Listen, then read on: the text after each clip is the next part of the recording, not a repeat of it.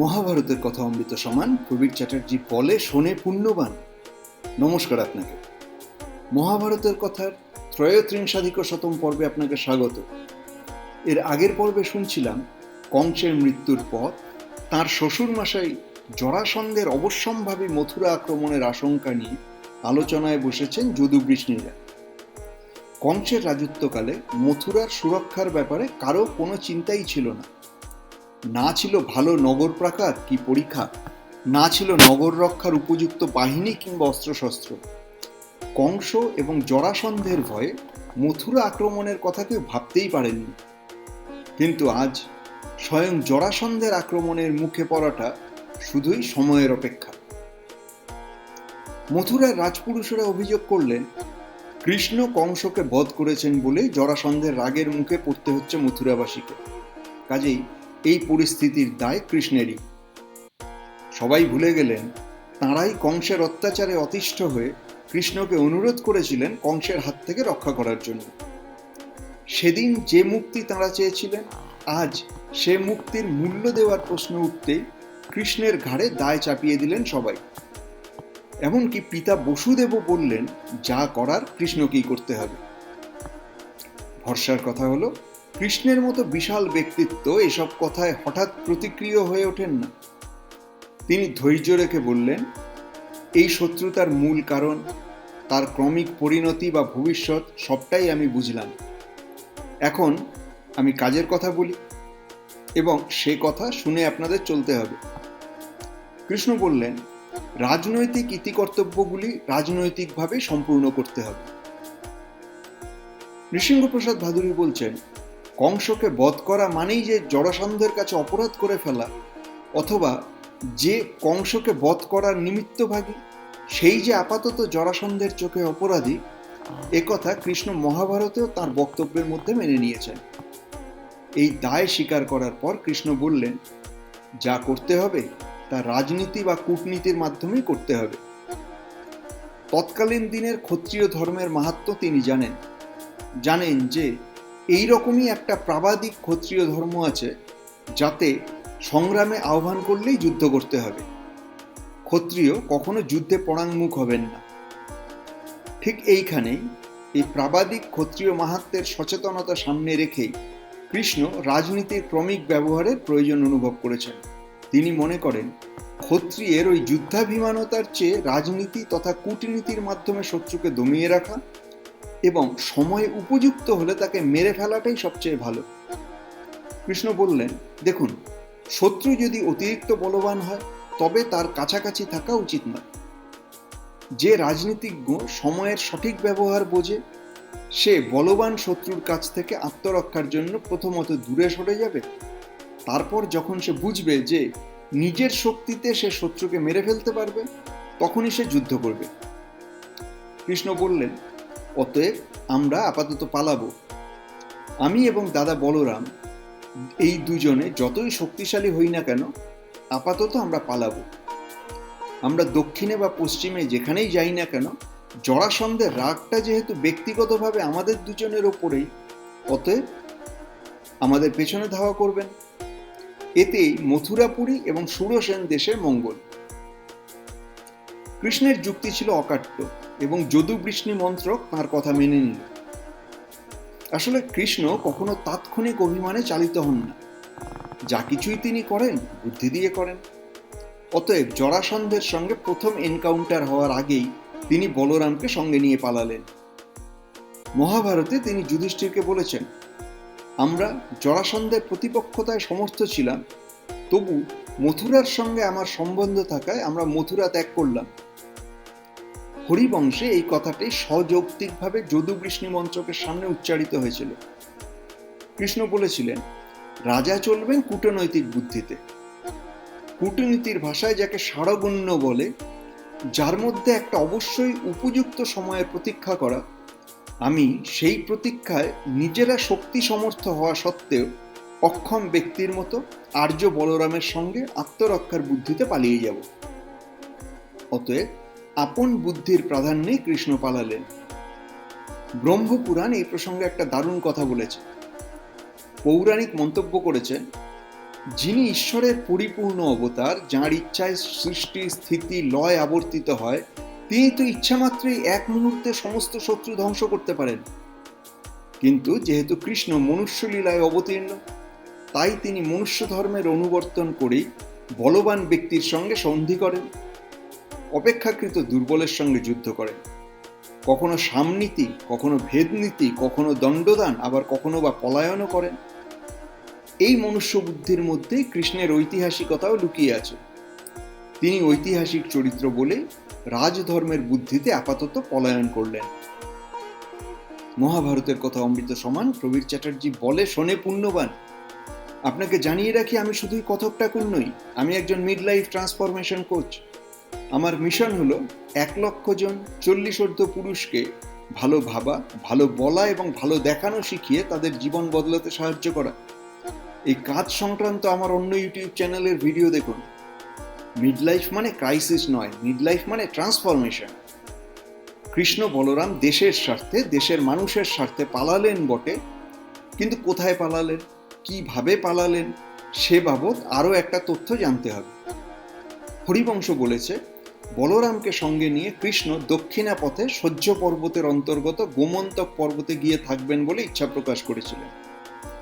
কার্যক্ষেত্রে দক্ষিণে যাবার সময় তিনি অখিল ক্ষত্রিয় হন্তা পরশুরামের সঙ্গে দেখা করেন এবং সে জায়গাটার নাম করবীরপুর।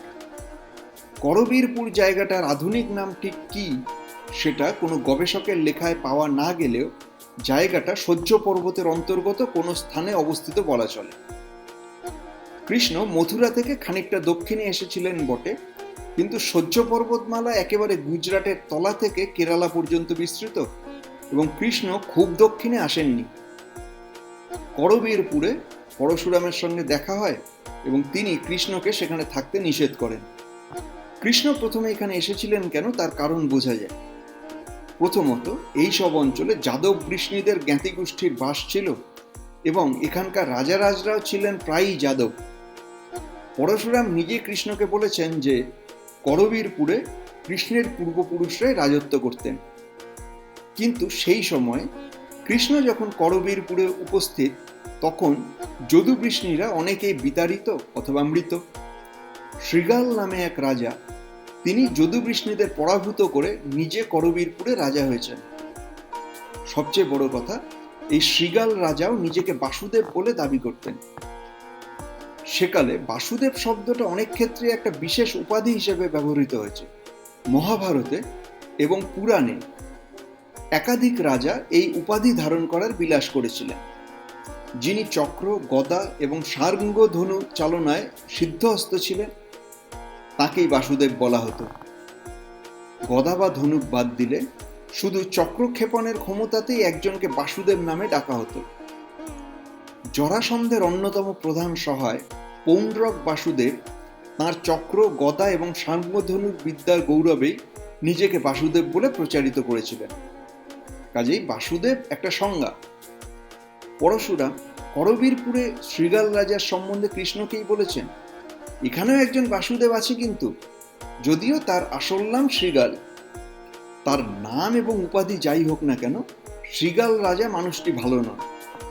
ভীষণ রকমের ক্রোধী এবং আপন ঐশ্বর্য গর্বে তিনি নিজের পুত্রদের সঙ্গে অত্যন্ত খারাপ ব্যবহার করেন।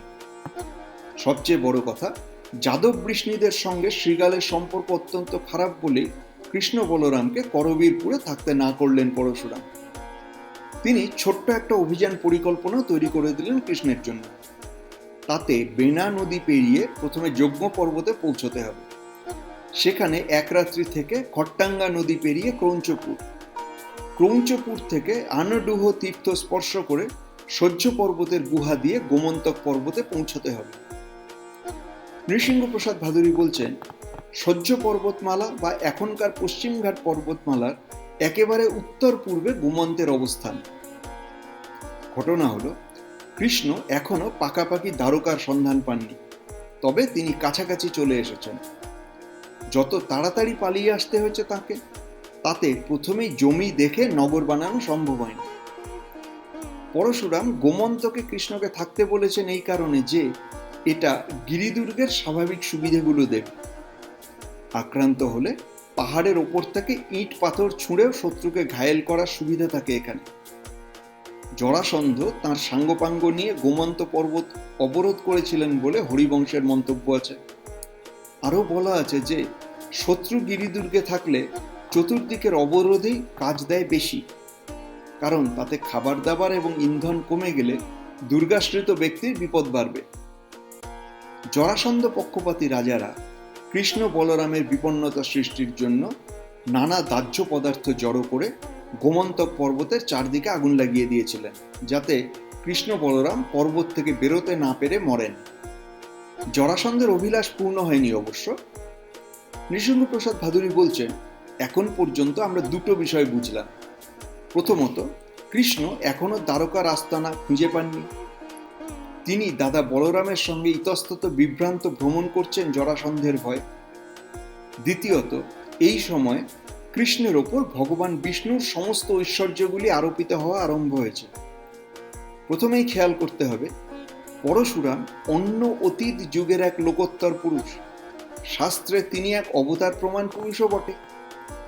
তিনি কৃষ্ণের যুগে বর্তমান, এটা বিশ্বাস্য করে তুলতে হলে একথাই বলতে হবে যে তিনি পরশুরামের নামাঙ্কিত সম্প্রদায়ের অধস্তন কোনো পুরুষ, যিনি পরশুরামের নামেই নিজেকে চিহ্নিত করেন। এই পরশুরাম দ্বারকা নগরীর অন্তঃপাতী প্রদেশে গোমন্তক পর্বতে কৃষ্ণের রক্ষাবাস নির্ণয় করে দিয়ে জরাসন্ধের বিভ্রান্তি বাড়িয়েছেন, এটাও না হয় মেনে নেওয়া গেল।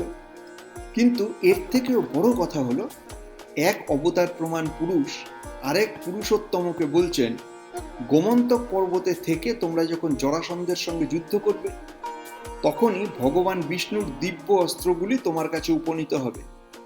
অর্থাৎ সেই সুদর্শন চক্র, সেই কৌমোদকী গদা, সেই সারঙ্গ ধনু কৃষ্ণের করায়ত্ত হবে। আর বলরাম পাবেন সৌনন্দ নামের মুসল আর সংবর্তক নামের হল। পরশুরাম আরও বলেছেন, দেবতাদের বিজয় সূচনা করার জন্য এবার তুমি তোমার চিরবিস্মৃত বিষ্ণুর অস্ত্রগুলি ধারণ করো, আর দেরি নয়। মহাভারতে কৃষ্ণ বলছেন, আমাদের মথুরার মন্ত্রণা সভায় যখন ঠিক হলো যে আমরা পালাবো, তখন আমরা আমাদের যদুবৃষ্ণীদের সমস্ত সম্পত্তি যথাসম্ভব সংক্ষেপ করে নিয়ে আলাদা আলাদা দল করে মথুরা থেকে বেরিয়ে পড়লাম। আমরা ছেলে পুলে, ভাই বোন, জ্ঞাতি গোষ্ঠী সবাই জরাসন্ধের ভয়ে পৃথক পৃথক দলে পশ্চিম দিকপানে বেরিয়ে পড়লাম। এরপরেই একেবারে স্পষ্ট ঠিকানা বলছেন কৃষ্ণ।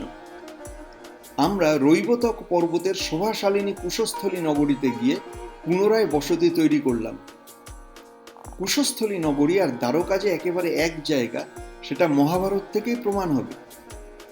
কিন্তু কৃষ্ণের এই আবাসস্থল একেবারে স্থায়ী ঠিকানা। এখানে যে দুর্গ নির্মাণ করা হয়েছে নতুন করে, তাতেও সময় লাগবার কথা। এখানে গোমন্তক পর্বতের কথাটাও মাথায় রাখতে হবে। কৃষ্ণ ডিটেলস দিচ্ছেন, এই পাহাড়টার স্থান আয়তন বেশ বড়।